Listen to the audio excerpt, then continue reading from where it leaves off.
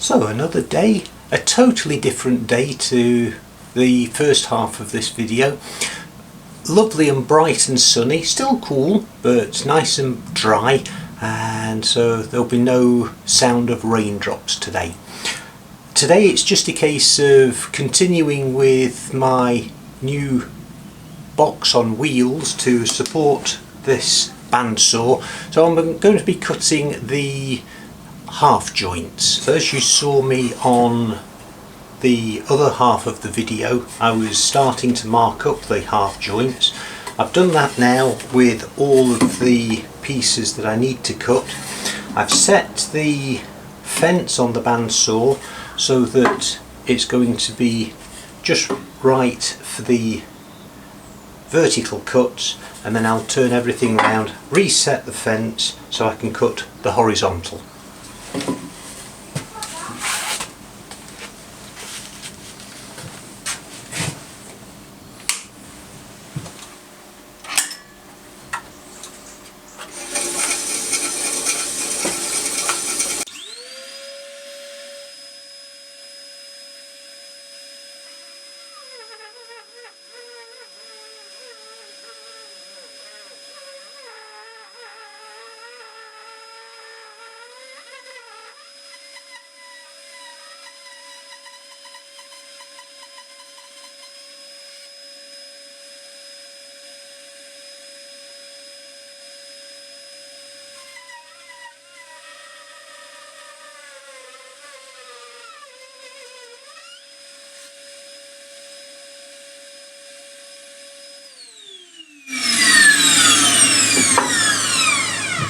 You may have noticed that the saw was struggling a bit at the beginning. I'd forgotten to turn the speed up.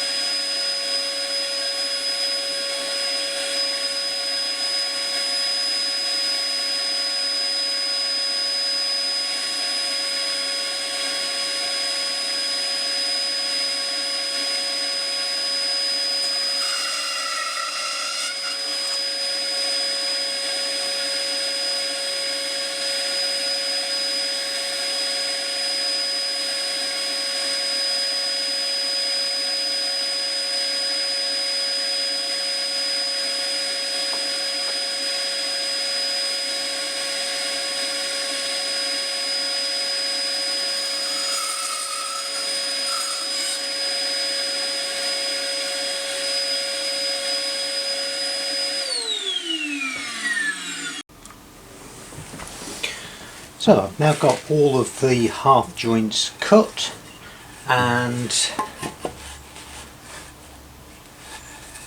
that looks very square, just the right size, and that will screw through there very nicely. These are the side rails. The top and bottom rails are going to go like that, but that's why these are a different size, because the other pieces won't be going the full width, so they will screw in like that. Now, in my eagerness to cut this wood, I didn't spot a nail, so what I've gone and done is ruined this blade. it's ever so blunt now and it just will not cut. So you're going to join me as I change the blade for the first time and see if I can actually manage it. So turn the power off and make sure everything is off.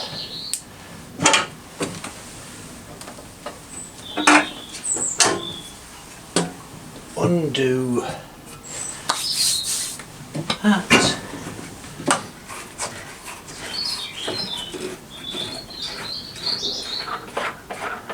And release the tension.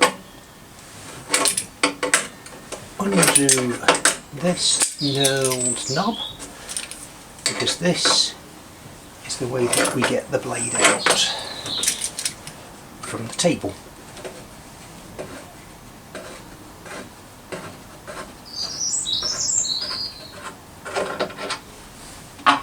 Pop that there.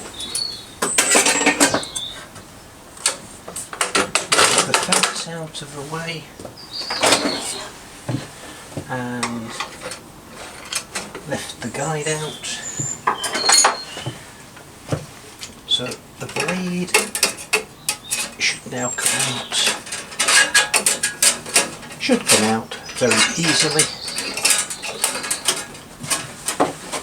And down the bottom, oops, take out the dust guard.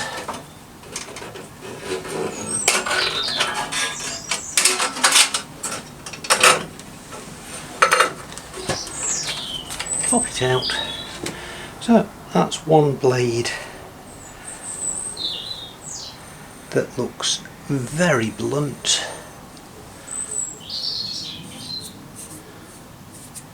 Unfortunately, that won't be cutting again. Oh well.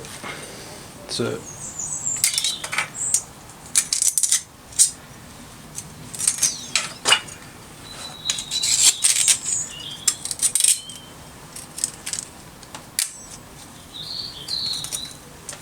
pop that to one side.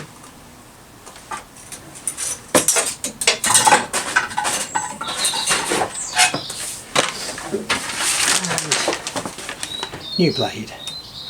So this is a 10 to 14 teeth per inch premium blade from Axminster.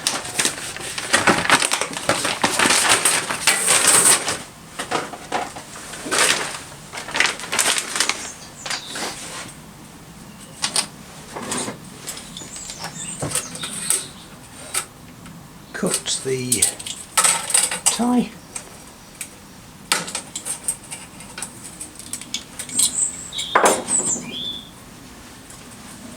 And very carefully open it.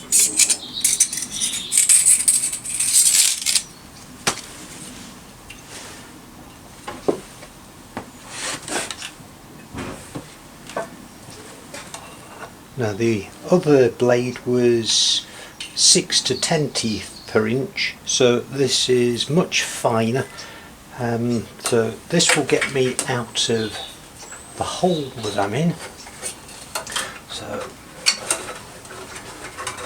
slip that through there.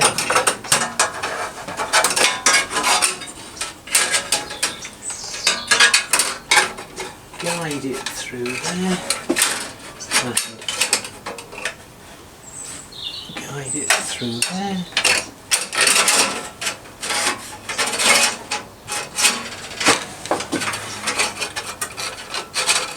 And onto the drive wheel. Down at the bottom, make sure that goes over the bottom drive wheel.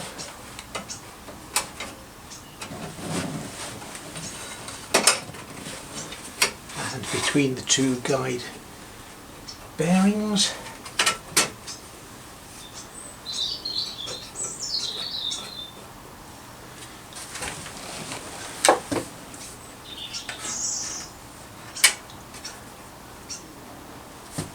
Position it roughly and then start tightening the tension.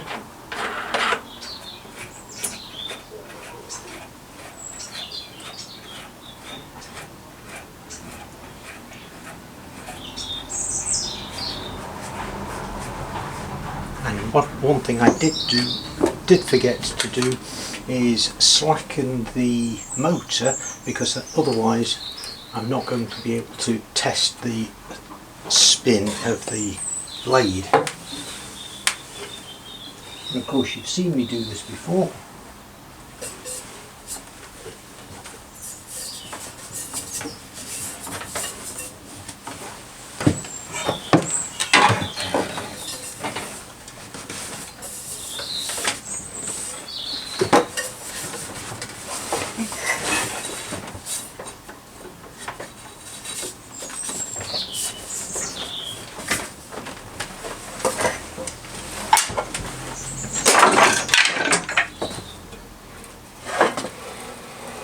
So that's now spinning. The blade is staying in the middle of the crown wheel, so that's fine. It's staying in the bottom of the bottom wheel, so let's tighten the tension.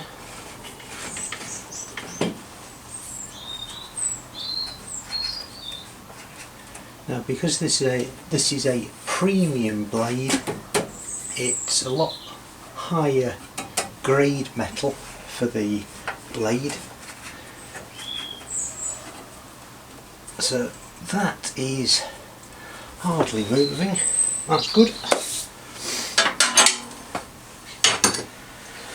So put the dust deflector back, because as the dust comes down the blade it will hit the deflector and go through the pipe. And you notice with all the cutting there's hardly any dust in here. That's how good the extraction is. One next thing I've got to do is make sure that the bearings don't move. This one is touching slightly, so that's a case of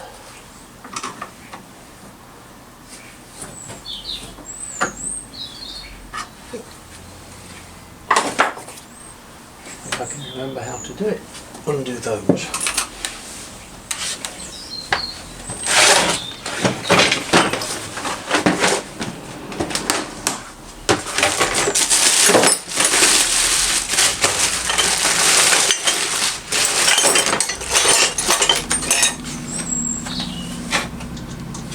Wrong size.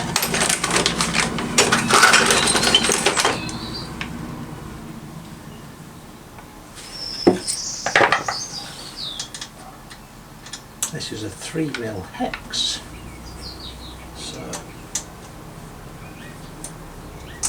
slacken those two hex nuts off,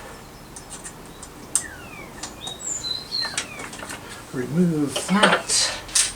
That will get me to this nut here, and I can never remember which side it is. It's the 4mm. Slacken that off, and then I should be able to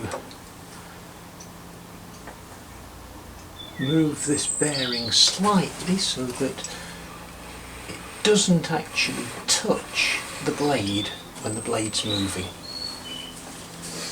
The idea is that this thrust bearing stops the blade moving from side to side. It shouldn't move at any other time. There should only be about 0.5 millimetre gap.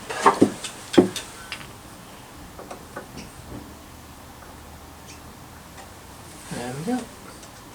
Tighten that back up.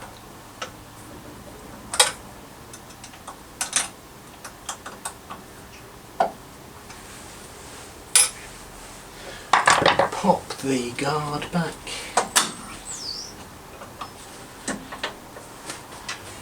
Retighten.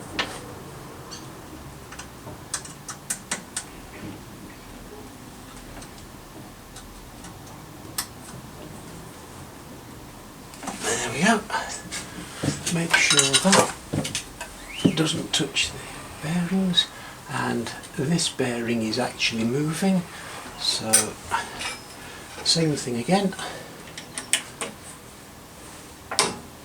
Slacken the knot, move the bearing slightly, and that one now needs going the other way.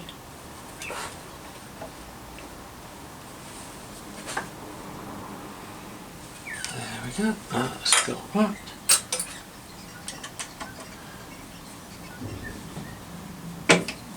Now you'll notice, because it's a different blade, the bearings need to come forward slightly. So unslacken that, and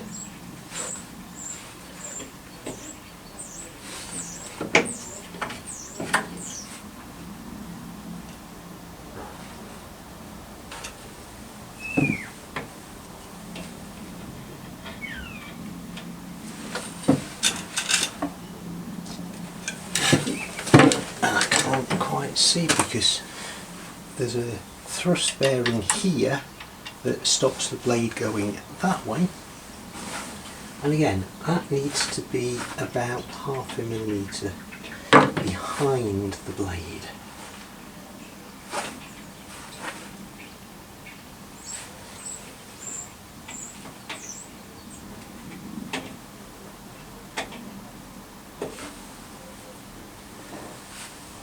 So that's about right.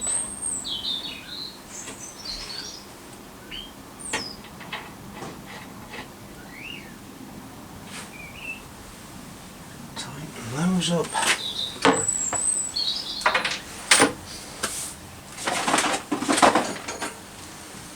Put the guide back. Screw this back in.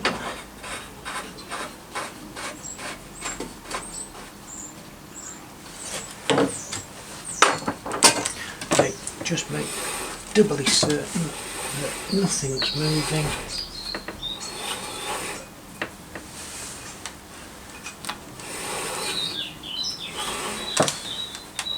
Everything is still nice and central on both of the wheels. So now tension the motor again.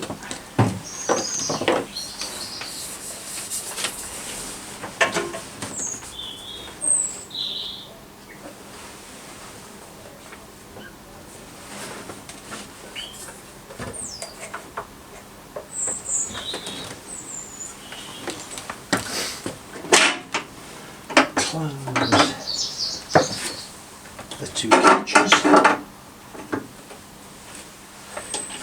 Just move that down, and through this window you can actually see where the crown wheel is. So let's give that a go. Switch the control back on and see what happens.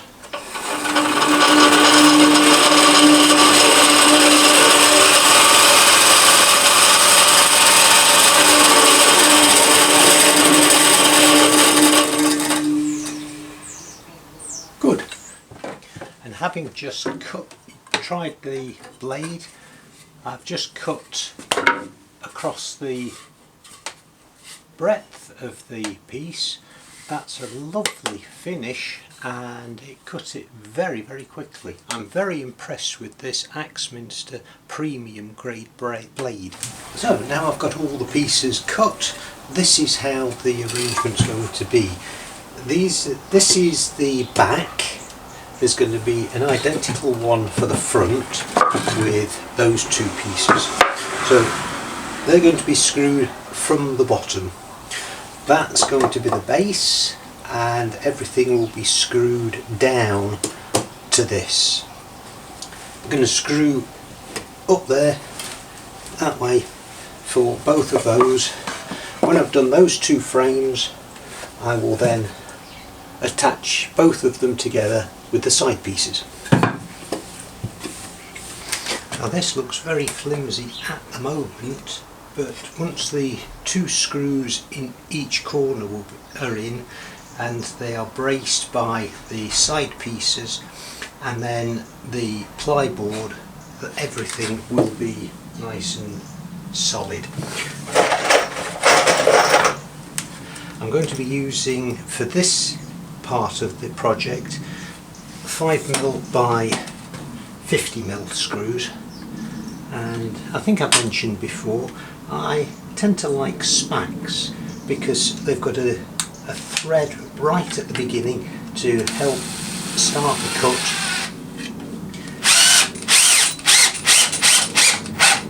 And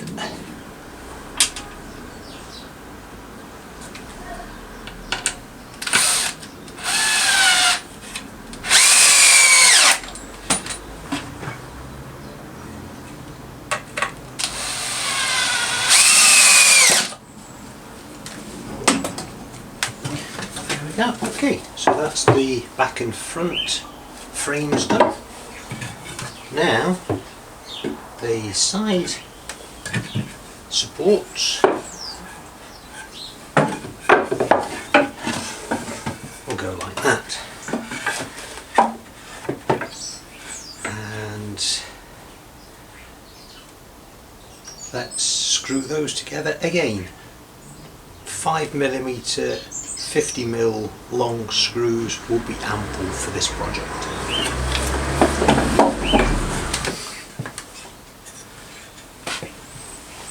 So everything aligned with top and bottom.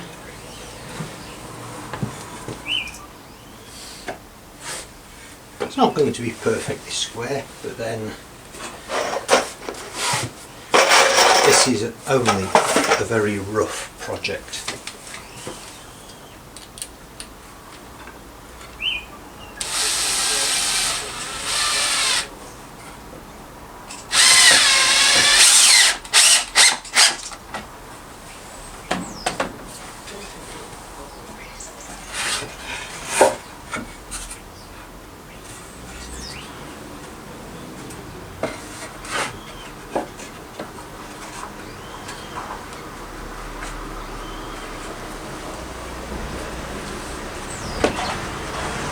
Just putting these 2 screws in to stop everything falling apart, and then we'll square it up.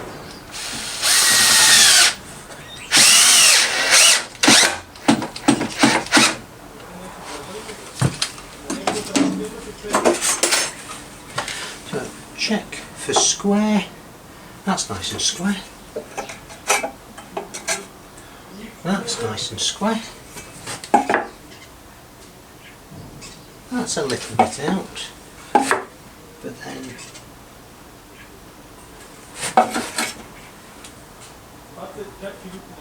that's not bad either. Although that is square and that's square, that's fine. So although that isn't square to the back, the base, that is square to that, that's square to that, that's square to that, that's square to that. That's fine, I can live with that.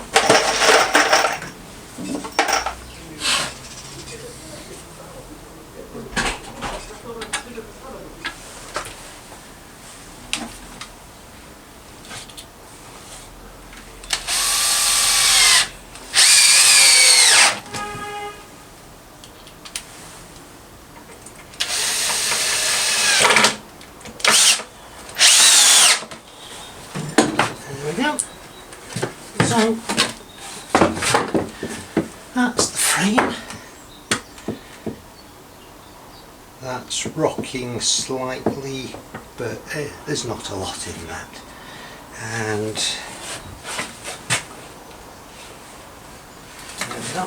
the feet will go like that.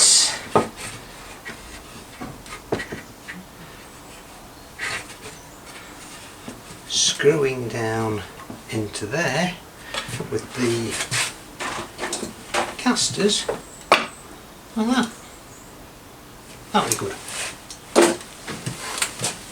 So going on for 2 pairs of them from Machine Mart, and I've gone for the 75mm size, sorry, 2.5 inch size casters, each one with a locking mechanism, so that it doesn't matter where the unit is, I'm going to be able to lock it into place.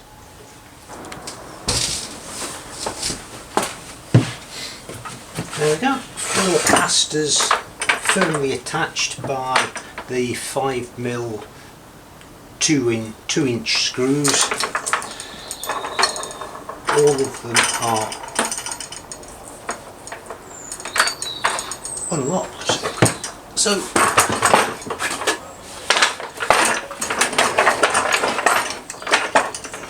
that revolves very nicely.